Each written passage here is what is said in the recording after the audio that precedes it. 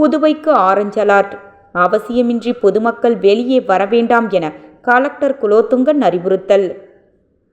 புதுச்சேரி மாவட்ட பேரிடர் மேலாண்மை ஆணைய தலைவரும் கலெக்டருமான குலோத்துங்கன் வெளியிட்டுள்ள செய்திக்குறிப்பில், தற்போது நிலவி வரும் வடகிழக்கு பருவகாலத்தின் தொடர்ச்சியாக இந்திய வானிலை ஆய்வு மையம் 15ஆம் தேதி வங்காள விரிகுடா கடற்பரப்பின் மீது காற்றழுத்த தாழ்வு நிலை உருவாகி உள்ளது என்றும், அதனால் 16, 17 தேதிகளில் கன மற்றும் அதிக கனமழை பெய்யக்கூடும் என்றும், காற்று மணிக்கு 55 கிலோமீட்டர் வரை வீசக்கூடும் என்றும் புதுச்சேரி பகுதிக்கு ஆரஞ்சு எச்சரிக்கையும் விடுத்துள்ளது.